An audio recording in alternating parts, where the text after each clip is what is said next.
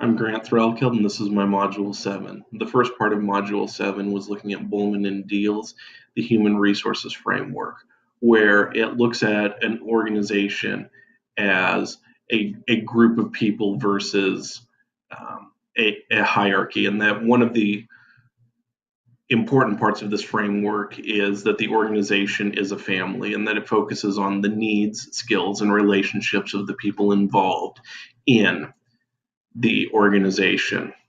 They point out that people are the most costly and the most important resource in any organization, that without the people, there really isn't an organization.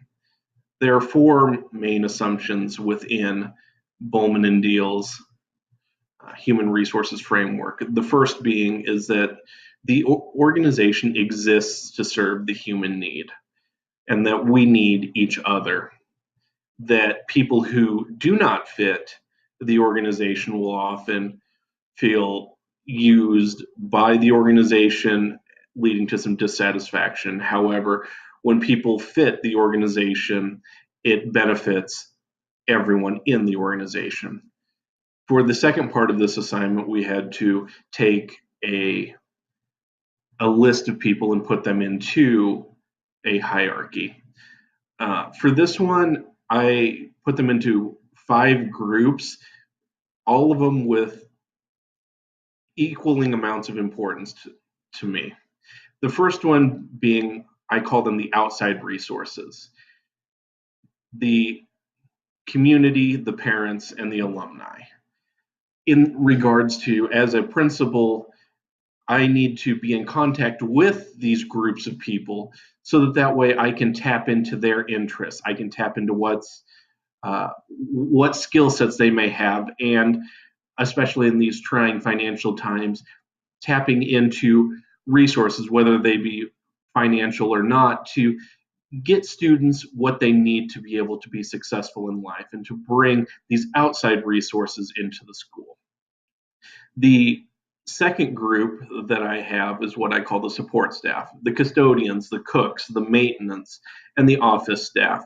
These people have more interaction with students because they're there every single day, and the jobs that they do help the students. They may not always be on the forefront of people's minds, but without them, the school doesn't function. They help to make sure that all the supplies are needed and that our students and staff are taken care of.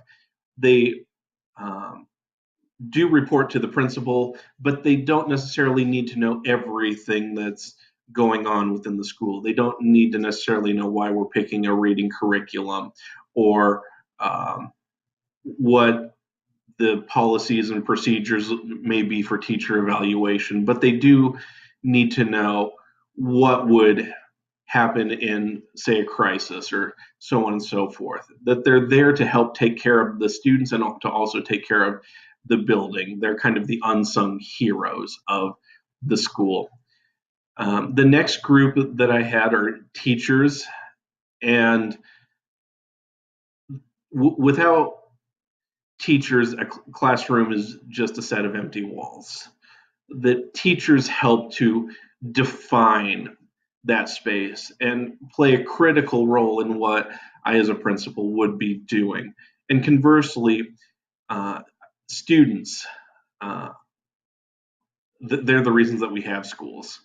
So I put them in their own category with equal importance as community members and teachers and custodians, because as a principal, that needs to be one of my primary focuses, is what's best for students, while also doing what's best for teachers, the support staff, and the outside resources. So it can be quite a juggling act. And then I put paraprofessionals in between students and teachers. In my experience in special education, as a special education teacher, I often don't get to see what's happening outside of my own classroom, but the paraprofessionals do. And so I need to be able to rely on them. And so to me, they're kind of the bridge between teachers and students. Paraprofessionals have the opportunity to see more oftentimes than what teachers get to see or choose to see. And so I don't believe that they're necessarily any lower than a teacher or a student. And oftentimes a paraprofessional can become that that bridge between teachers and students.